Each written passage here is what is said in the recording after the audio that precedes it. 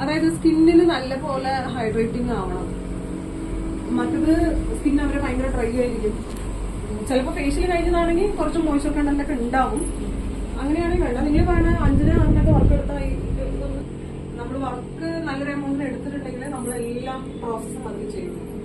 അല്ലെങ്കിൽ ഇല്ലല്ലോ, ഒരു പ്രൈഡാക്കി അവിടെ ഒരുക്കി കൊടുക്കുക, എന്നിട്ട് വരിക നമ്മുടെ സിറ്റുവേഷൻ ഒരു മാനസികാവസ്ഥയിൽ ആയി പോകും നമ്മള്. പക്ഷെ എല്ലാവരും പറയും, ഞാൻ ക്ലാസ്സൊക്കെ പറയുന്നത് അത് നോക്കണ്ട, നിങ്ങൾ വർക്ക് നല്ലോണം ചെയ്യുന്നതാണ്. എത്ര തന്നെ ഇതൊക്കെ പറഞ്ഞാലും നമ്മളെക്കൂടെ ചിലപ്പോൾ അതിന് സാധിക്കില്ല. കാരണം അവര് തരുന്ന പൈസ അതേ ഉള്ളൂ എന്നുള്ളൊരു ചിന്തയാണ് മനസ്സിലേക്ക് വരിക. അതിന് നമ്മൾ അടിപൊളിയായിട്ട് ഇരിക്കുക. അവിടെ നിങ്ങൾ പൈസ നോക്കണ്ട.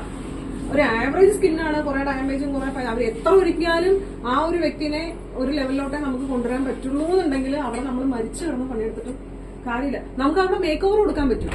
ആ സ്കിന്നിനെ നല്ല രീതിക്ക് നമ്മൾ മേക്ക് ഓവർ കൊടുത്ത് ആളെ നല്ല അടിപൊളി ആക്കാൻ പറ്റും. പക്ഷെ അത് ആ കസ്റ്റമർക്ക് ആവശ്യം ഉണ്ടാവില്ല. കാരണം ഒരു നാട്ടിൻപുറത്തുള്ള ഒരാളായിരിക്കും, സ്കിൻ കണ്ടീഷനും ഹെയറും ഒക്കെ അങ്ങനെ ആയിരിക്കും. അവരെ നമ്മൾ നല്ല മോഡേൺ ലുക്കിലേക്ക് കൊണ്ടുവന്ന് നിർത്തി കഴിഞ്ഞാൽ ഈ പറയുന്ന സംഭവം വരും. ആള് മാറിപ്പോയി,